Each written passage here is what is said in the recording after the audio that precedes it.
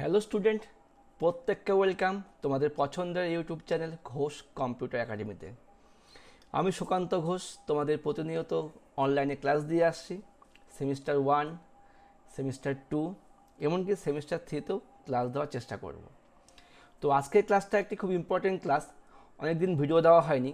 তো গতকালই কাউন্সিলের ওয়েবসাইট দেখছিলাম, সেখানে একটি নোটিফিকেশান দিয়েছে, দেখো তোমরা দেখে নাও। 13ই মার্চ, মানে গতকাল না, কিছুদিন আগে দিয়েছে। 13ই মার্চ একটা নোটিফিকেশান দিয়েছে, notification regarding classes of semester 3। তার মানে তোমাদের সেমিস্টার 3 এ ক্লাস কীভাবে শুরু হবে তা নিয়ে একটা নোটিফিকেশান দিয়েছে, সেটা নেই বলার।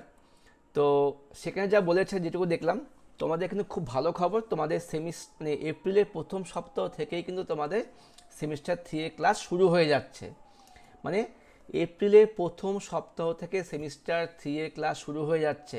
কারণ কারণ কারণ কাউন্সিল বিবেচনা করেছে তোমাদের যত বড় সিলেবাস দেওয়া আছে সেটা খুব তাড়াতাড়ি কমপ্লিট করতে হবে, তার জন্য খুব তাড়াতাড়ি ক্লাসটা শুরু করতে হবে। তবে তার মধ্যে একটা কন্ডিশন দেওয়া আছে, সেখানে কি বলেছে, প্রত্যেকের ক্লাস শুরু হয়ে যাবে, কিন্তু যদি কেউ ক্লাস 11-এ পাস করতে না পারো তবে তার কিন্তু ক্লাসটা স্টপ হয়ে যাবে।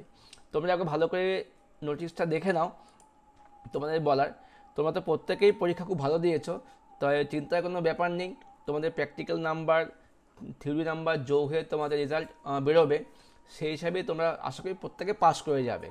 দেখো কি বলেছে, 13/3/2025-এ কী বলেছে, attention all head of the institutions under the পারভিউ of council.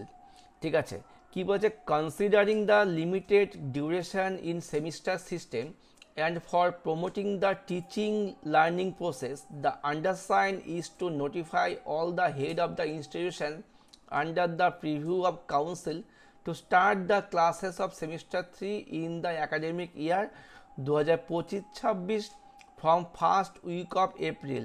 তার মানে হচ্ছে কাউন্সিল বিবেচনা করে দেখেছে তোমাদের সিলেবাস শেষ করার জন্য তোমাদের এপ্রিলের প্রথম সপ্তাহ থেকে কিন্তু ক্লাস শুরু হয়ে যাবে, মানে 2025-26 সেশনের জন্য। এবার বলেছে প্লিজ নোট, একটা নোট দিয়েছে এখানে, কি বলেছে, the student of class 11 R allowed to attend the class provisionally. মানে ক্লাস 11-এর স্টুডেন্টদেরকে সাময়িকভাবে, মানে প্রভিশনালি মানে হচ্ছে মানে কিছুদিনের জন্য বা সাময়িকভাবে তোমাদের ক্লাস 12-এ ক্লাস করানো হবে, with the condition that they would pass the class 11। এবার তার মধ্যে একটা গল্প আছে, কি তাদেরকে কিন্তু অবশ্যই ক্লাস 11টা পাস করতে হবে as per regulation, নিয়ম অনুযায়ী।